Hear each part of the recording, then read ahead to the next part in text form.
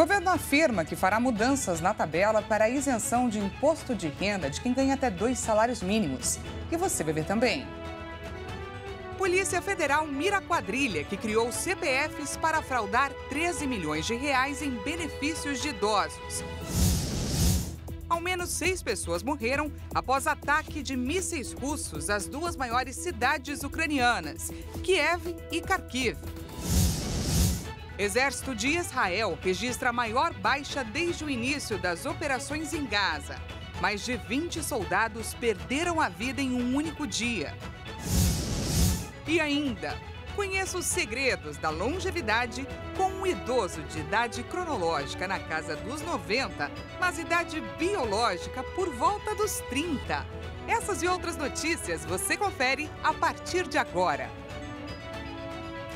Olá, boa tarde para você, seja muito bem-vindo a essa edição. Nós estamos ao vivo, agora 1h04 pelo horário de Brasília. Vamos juntos conferir o que é notícia no Brasil e no mundo nessa terça-feira. O presidente Lula afirmou que o governo vai fazer mudanças para isentar o imposto de renda de quem ganha até 2 salários mínimos. Isso porque, com o reajuste do salário em 2024, a faixa de remuneração acabou deixando de ter isenção. Vamos ver.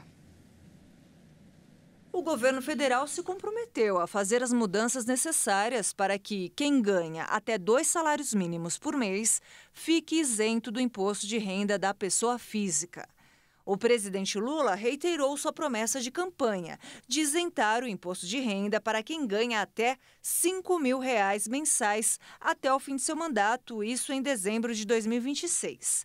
Com o reajuste do salário mínimo, as pessoas que ganham 2 salários mínimos passaram a faixa do valor dos que pagariam o imposto de renda. Mas o governo garantiu que a equipe econômica vai fazer os ajustes para que essas pessoas continuem isentas do tributo. Antes disso, o ministro da Fazenda, Fernando Haddad, disse que o governo faria uma revisão da tabela do imposto de renda para corrigir a faixa de isenção. Haddad garantiu que até o final do mês, o governo vai concluir os cálculos para isentar aqueles que ganham até 2 salários mínimos do imposto de renda. O governo federal publicou o orçamento de 2024 com veto de mais de 5,5 bilhões de reais em emendas de comissão. A lei orçamentária anual foi sancionada pelo presidente Lula e publicada hoje no Diário Oficial da União.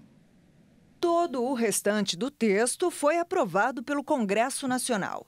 O veto nas emendas de comissão de 5 bilhões e 600 milhões de reais foi justificado pela redução de dotações de despesas primárias que haviam sido programadas pelo Poder Executivo durante a tramitação do orçamento no Legislativo. Segundo o governo, parte dos recursos que estavam programados pelo Executivo acabou sendo direcionado para emendas de comissão permanente do Senado, da Câmara e da Comissão Mista Permanente do Congresso Nacional. Pelo texto aprovado no Congresso Nacional, as emendas ocupariam até 16 bilhões de reais do orçamento de 2024.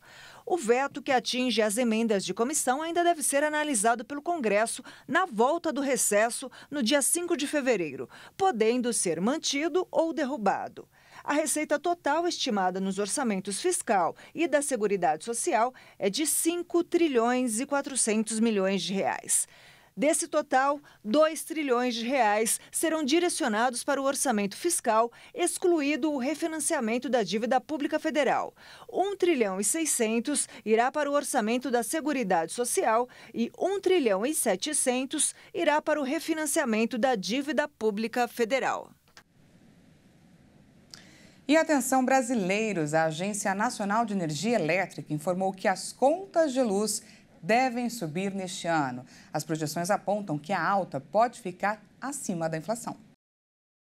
Os reajustes das contas de luz devem subir 5,6% em 2024. A ANEEL fez projeções inéditas com uma estimativa média para 52 concessionárias de distribuição do país. No ano passado, a agência previa alta de 6,8%, mas o aumento efetivamente verificado foi de 5,9%. A projeção para os reajustes médios deste ano supera tanto as estimativas de mercado para o IGPM quanto para o IPCA, a inflação oficial captadas no último Boletim Focus, divulgado pelo Banco Central. De acordo com a agência, uma das razões para a previsão de reajuste acima da inflação é a expansão da rede básica de energia com leilões de linha de transmissão que somam 60 bilhões de reais em novos investimentos. E as concessionárias precisam ser remuneradas via tarifa por esses investimentos. O segundo motivo é o aumento dos incentivos no setor. A conta de desenvolvimento energético, que reúne a ajuda de custo nas tarifas, é rateada pelos consumidores de todo o país e deve alcançar 37 bilhões de reais em 2024. No ano passado, foi de 34 bilhões de reais.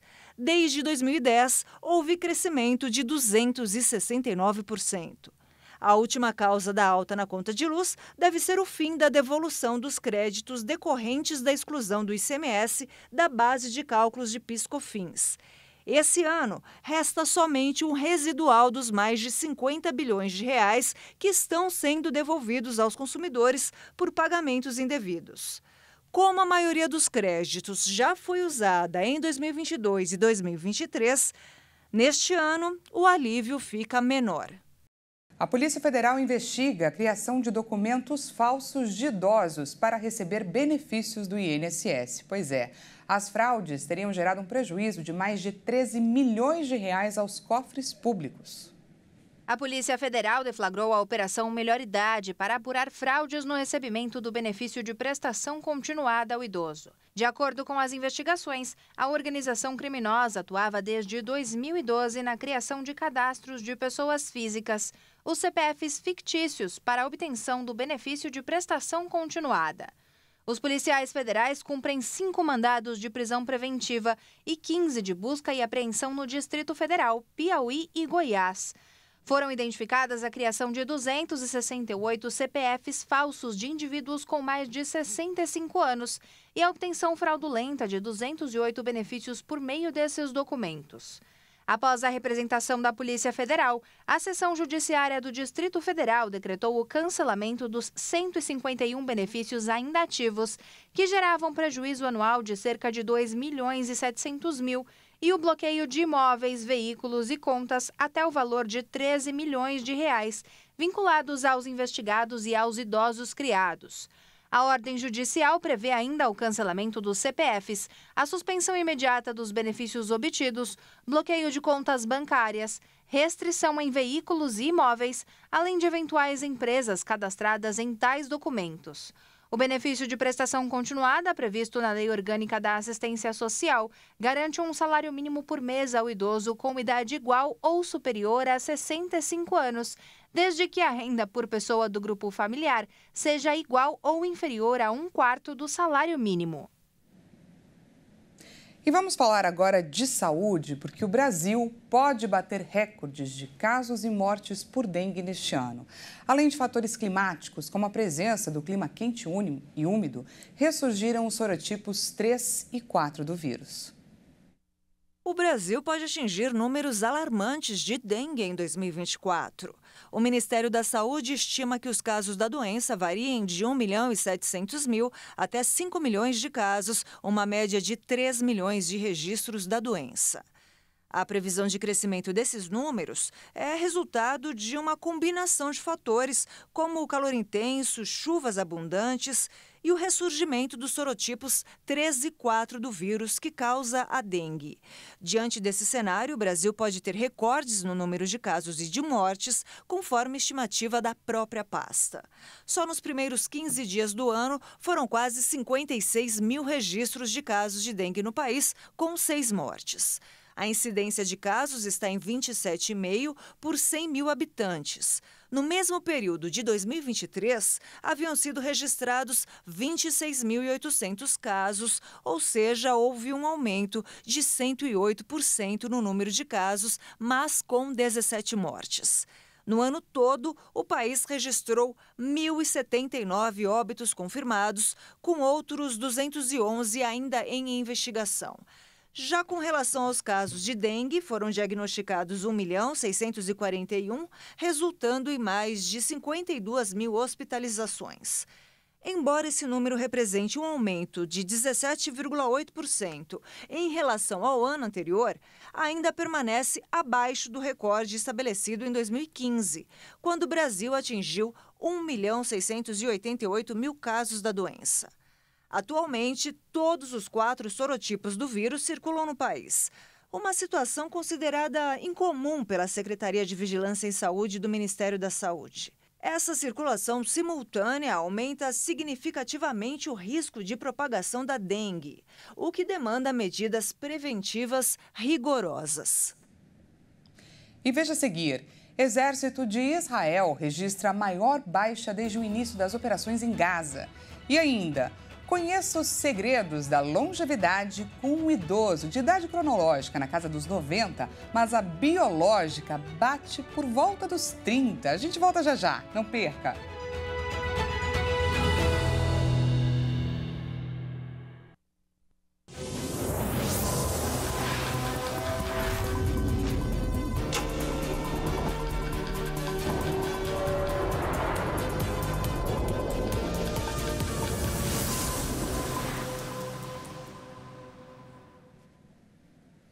Seja bem-vindo mais uma vez. Nós estamos de volta e ao vivo, 1h16 pelo horário de Brasília. Voltamos com os destaques internacionais dessa terça-feira.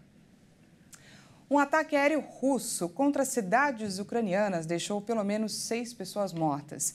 Os mísseis foram lançados na madrugada e tiveram como alvo principal as 2 maiores cidades do país, a capital Kiev e Kharkiv, no leste. Ataques aéreos da Rússia deixaram mortos e muitos feridos nesta terça-feira na Ucrânia. As autoridades detalharam que os principais alvos foram Kharkiv e Kiev. O prefeito da capital, Vitaly Klitschko, afirmou que há crianças entre os feridos. Segundo o ministro do Interior, uma pessoa em um hospital se encontra em estado de morte clínica, mas as autoridades da capital ainda não confirmaram o óbito. Em um bairro da capital, um edifício e vários veículos pegaram fogo. A ogiva não detonada de um míssil também foi encontrada em um apartamento. Antes, o gabinete do prefeito de Kharkiv havia relatado que o bombardeio nesta cidade causou a destruição completa de uma seção de um prédio de apartamentos. Segundo o comandante em chefe do exército ucraniano, Valery Zaluzny, a Rússia disparou 41 mísseis contra a Ucrânia. A defesa antiaérea teria conseguido destruir 21 deles. A Ucrânia está pedindo com urgência aos aliados ocidentais mais meios de defesa antiaérea para fazer frente às tropas russas que lançaram uma ofensiva contra o vizinho há quase 2 anos. Moscou negou ter alvejado civis nos bombardeios, alegando que ataca apenas alvos militares.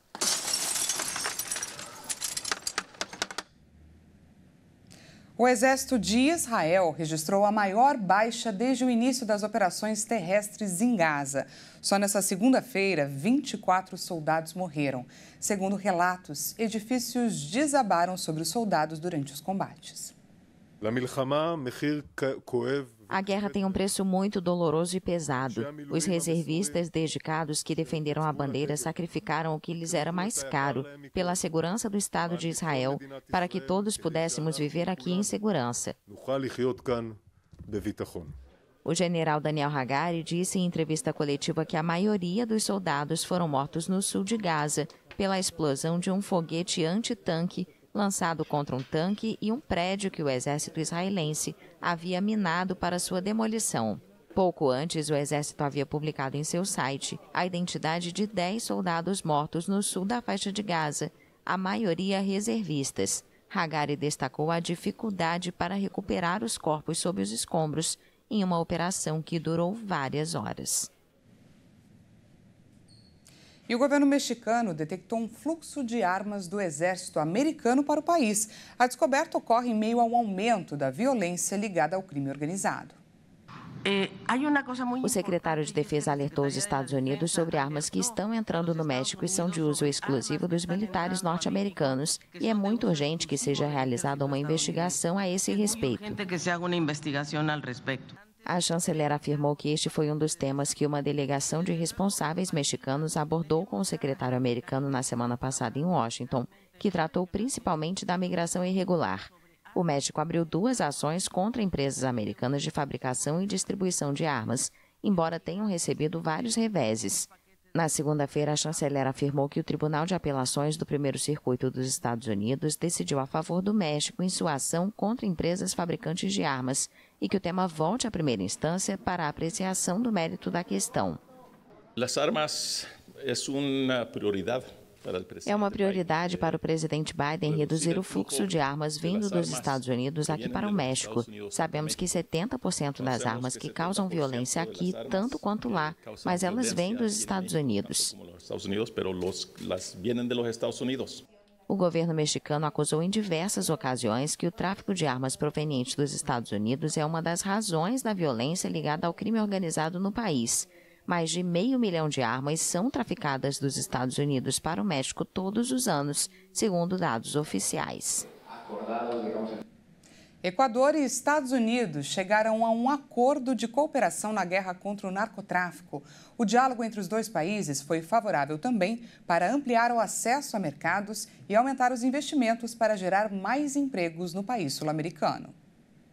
A reunião contou com a presença do assessor especial da Presidência dos Estados Unidos para as Américas, Christopher Dodd, da comandante do Comando Sul, Laura Richardson, e do subsecretário adjunto do Escritório de Assuntos Antinarcóticos, Christopher Landberg. De acordo com a presidência do Equador, as duas partes concordaram em incrementar a cooperação em segurança e defesa, além de trabalhar para alcançar uma migração ordenada, segura e regular. Expressamos às autoridades americanas que para o Equador é uma prioridade a ampliação do acesso a mercados para os nossos bens e serviços, assim como a atração de investimentos e financiamentos. O Equador enfrenta há 2 semanas uma investida de grupos criminosos ligados a cartéis mexicanos e colombianos após a fuga de Adolfo Macias, chefe da gangue Los Choneros, da prisão. A violência escalou principalmente depois que um grupo tomou com armas um canal de televisão durante uma transmissão ao vivo. O presidente Daniel Noboa declarou um conflito armado interno e ordenou uma luta sem trégua contra os grupos traficantes, qualificados por ele como terroristas. Uma trabalhadora agrícola morreu nesta terça-feira nos protestos de agricultores no sul da França. Ela foi atingida por um veículo que tentou furar o bloqueio dos manifestantes. Um veículo colidiu com uma barricada montada por agricultores que protestavam no sul da França nesta terça-feira, matando uma mulher e ferindo gravemente a filha adolescente e o marido. O incidente ocorreu perto das 6 horas da manhã, no horário local em Palmiers, localidade próxima à fronteira com a Espanha, em meio aos protestos de agricultores franceses. As 3 vítimas estavam na barricada, mas as razões da colisão ainda são desconhecidas, apesar da promotoria afirmar que o incidente não foi intencional. A vítima, de 35 anos, criava vacas no vilarejo de Saint-Félix de Tournegat, a poucos quilômetros de Palmiers. O vice-presidente do poderoso sindicato agrícola FNSEA afirmou que o drama legitima ainda mais a luta dos agricultores, que protestam há dias contra o aumento da taxa de energia e as regras ambientais europeias. Os trabalhadores também exigem medidas como a simplificação administrativa e indenizações mais rápidas em caso de acidentes. Uma longa caminhada começa com o primeiro passo. É aos poucos. Apesar de difícil, desistir não pode nunca ser uma opção.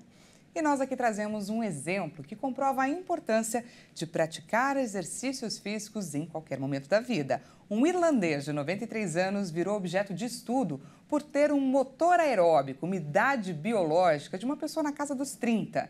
E detalhe, ele começou a se exercitar para valer aos 70 anos. Vamos conferir juntos essa inspiração.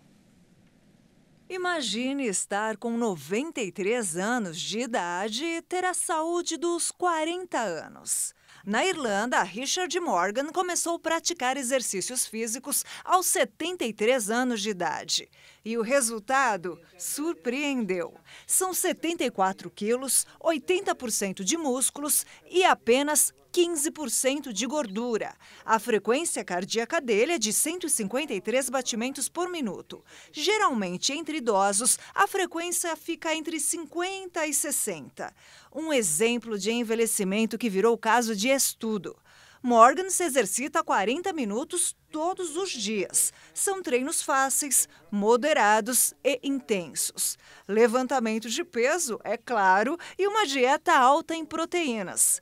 O idoso pratica remo. Inclusive, já remou o equivalente a quase 10 vezes ao redor do globo terrestre.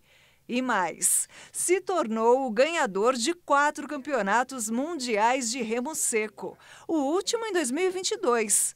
Se um espadeiro, ex-fabricante de baterias, que não praticava exercícios regularmente, conseguiu, será que outras pessoas também podem continuar fortes e se adaptar bem à velhice?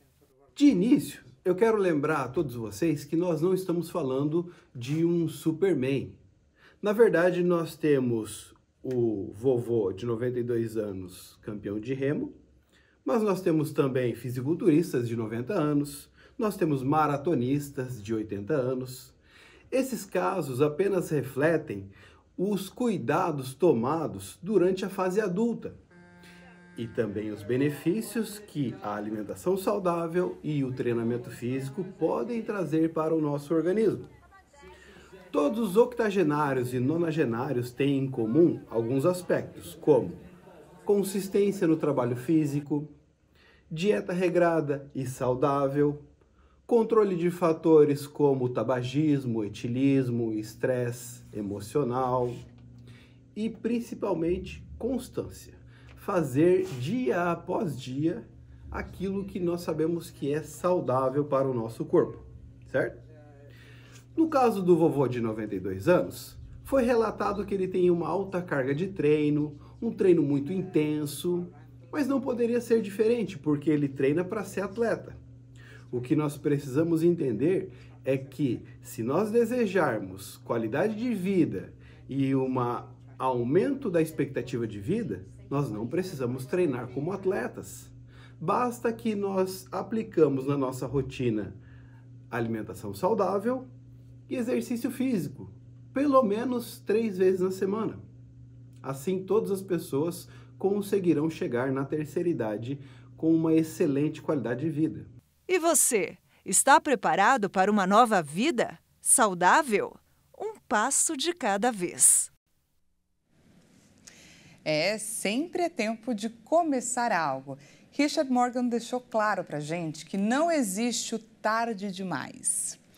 E é com esse exemplo que eu encerro essa edição, com essa inspiração para a gente. Muito obrigada pela sua companhia. Não se esqueça que daqui a pouquinho, Juliana Dariva chega com mais informações para você. É 1h50. Uma ótima tarde e até amanhã.